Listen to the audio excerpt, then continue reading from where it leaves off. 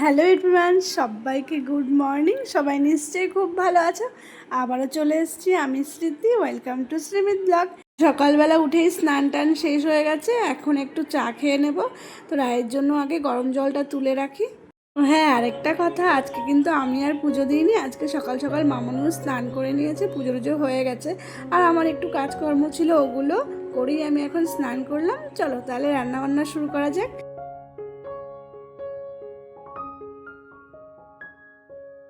আর এরই মধ্যে রাইসোনা কিন্তু উঠে গেছে, ওকে দুধ খাইয়ে ফ্রেশ করিয়ে দিয়েছি। আর এখনও কাজে লেগে গেছে, ঝাড় দিতে হবে, গিন্নিবতী বলে কথা।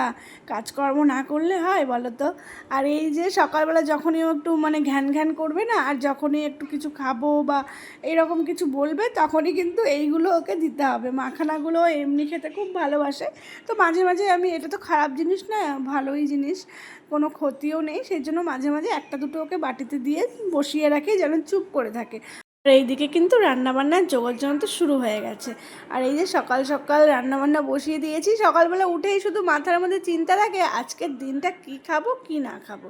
আর এই যে 3টে রুটি করেছি, রায়েরকে একটা দেবো আর বাবার জন্য দুটো। আর যেহেতু ইলিশ মাছ এসছে বাড়িতে, তো আমরা সকাল সকাল মাছের ভাজা দিয়ে কিন্তু ভাতই খাবো। ভেতো বাঙালি যাকে বলে আর কি, অন্য কিছু খেলেও ভাত না খেলে শান্তি নেই। আর এই যে আমার মেয়ে একদিকে কিন্তু আমাকে কাজ করে দিচ্ছে, বাসন কোসনগুলো এনে দিচ্ছে। ওকে কিন্তু আমি যদি কোনো কাজ করতে চাই একদমই কিন্তু মানা করি না, ওকে কিন্তু হেল্প করার চেষ্টা করি, যেন আস্তে আস্তে এইরকমভাবে কাজটাকে শেখে। আর রায়ও কিন্তু এইরকম করে কাজ করতে খুব এনজয় করে। তো একটা একটা করে অনেক বাসন এনে দিয়েছে আমাকে। রুটিগুলো কিন্তু একটু বাদেই করি, নাহলে ঠান্ডা হয়ে যায়, গরম গরম খাবে বলে।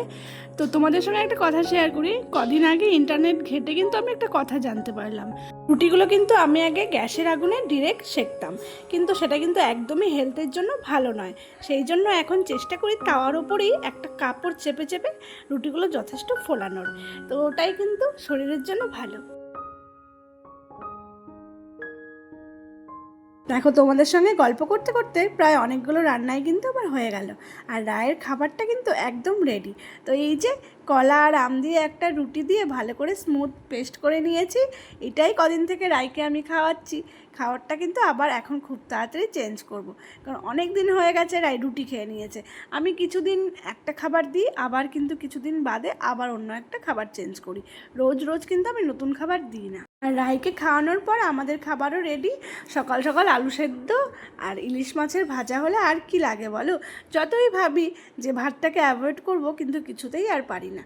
রান্নাবান্না শেষে দেখি এই হাল বিছানাপত্র। রায়ের বাবা তো কিছু গোছাননি, এসে আবার এগুলো গোছগাছ করলাম, দিয়ে রায়কে স্নান টান করিয়ে কিন্তু একদম ওপরে নিয়ে চলে এসেছি। আর রায় কিন্তু এখানে এসে খুব খুশি, ঠান্ডা ঘর তাই বলবে।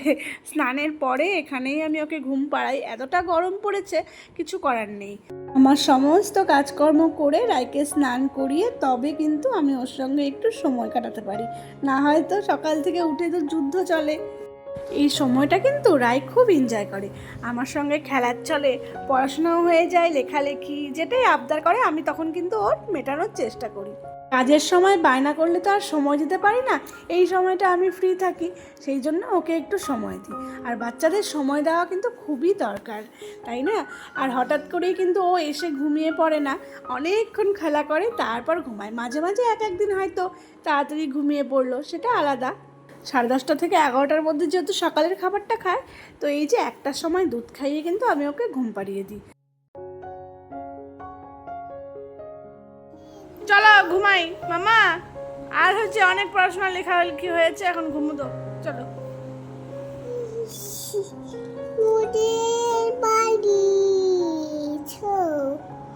খাতে নয় পলম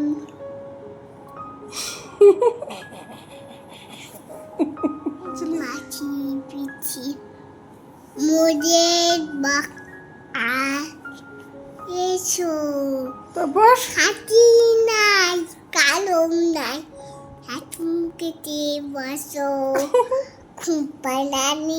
মানে ভালো করে গান করতে থাকবে, যখন মানে একটু ভিডিও করতে যাবো বা আমি একটু মন দিয়ে শুনতে যাবো তখন কিন্তু আর গানটা স্টপ করে দেবে, তখন উল্টা পাল্টা আবল তাবল বকবে, তখন আবল তাবল তখন আবল তাবল বকবে।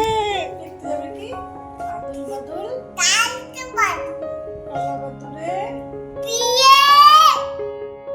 অনেক কষ্টে আজ অনেকক্ষণ পর ঘুমালো। চলো তাহলে খাওয়া দাওয়াটা আমরা সেরেই নিই। আর এখন আমি ভয়েস ওভার করছি, এখন আমার পাশে কিন্তু রাই রীতিমতো চিৎকার করেই যাচ্ছে। ঘুম এখনো ভাঙেনি, ও তো ভাতু খাবার না, 4টে বাজে। হিচু করে কি করেছ বিছানায়, হিচু করে কি করেছ হালুম হালুম হালুম হালুম হালুম।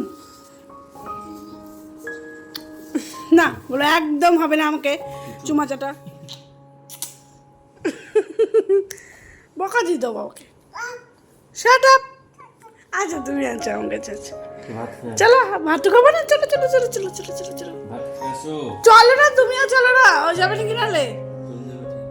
আজ আর নিচে যেতে চাইছে না, তো খাবারটা নিয়ে আমি ওপরে চলে এসেছি। যেহেতু ওর বাবা এখানে আছে তো কোনো মতেই ওর নিচে কিন্তু যেতে চাইছে না। চলো রাইকে খাইয়ে দিই। বাবা ধরো, তুমি পারবে তো, একাই পারো তুমি। নামো নামো, তুমি নামো। পাচ্ছ না, তোমার হাত ধরবো। ইয়ে বসো বসো বাবা, বসো। কোনটা খাবে তুমি? আরে বাবা, একা একা ভাত খাচ্ছে তো। আমার শুনে এত গুড গার্ল, আর তো আমার চিন্তাই নেই, নাই একাই ভাত খেয়ে নেবে। কি দুধ পেয়ে গেছে না, চলো খেয়ে নি। আর রাই যখনই খেতে বসে তার আগে কিন্তু আমি একটু ওর গলাটা ভিজিয়ে দিই, নাহলে গলাটা শুকিয়ে থাকলে খাবারটা খেতেও চাইবে না, আর হয়তো বমি টমি করে দেবে। সেই জন্য আজকে আমার কি কপাল, একা একাই শুকনো ভাত খেয়ে নিচ্ছে। অবশ্য রাই শুকনো ভাত খেতে ভালোবাসে, কিন্তু শুকনো ভাত খেলে তো আর চলবে না। তো আমি রোজ ওর খাবারের মধ্যে কিন্তু ডাল, ডিম, আলু এইসব সবজি নানা রকম রাখার চেষ্টা করি। তো যেদিন যেমন বাড়িতে সবজি হয় সেটাই আমি রাইকে দিই, আর এক্সট্রা কিন্তু ওর জন্য সবজি আমি করি না। তো রাইয়ের কিন্তু খাবার দাবার একদম কমপ্লিট। রাই আজকে গুড গার্লের মতো খেয়ে নিয়েছে, কারণ অনেকটা বেলা হয়ে গেছিলো, খিদেটাও বেশ ভালো পেয়েছিল। তো জামা কাপড় ছেড়ে এখন কিন্তু রায়ের খেলার সময়। ঠাম্মির কাছে থাকবে মাম্মা, ঠাম্মির কাছে একটু চুপ করে থাকুক, তারপরে আমি আসবো। হ্যাঁ মাম্মা একটু কেক বানাবে, ঠিক আছে? গুড গার্ল তো আমার সোনা।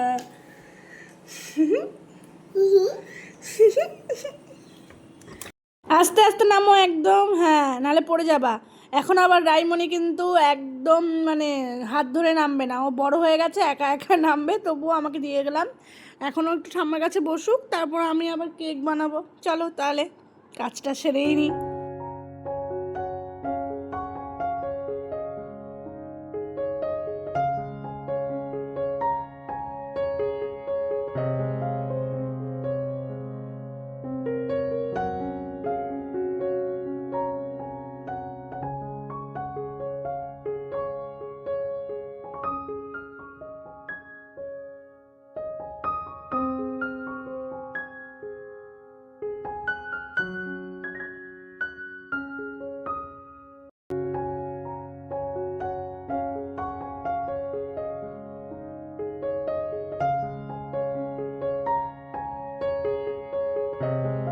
তো এই যে কেকটা কিন্তু একদম সফট হয়ে গেছে, রেডি। আর একটা বসিয়ে দিয়েছি।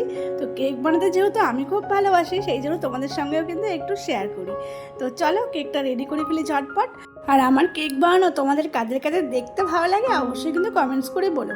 আর বাচ্চাদের জন্য যদি কোনো স্পেশাল কেক চাও, যেটা বাচ্চাদের শরীরের জন্য ভালো আর খেলেও কোনো ক্ষতি হয় না, সেই রকম কিন্তু আমি রেসিপি জানি।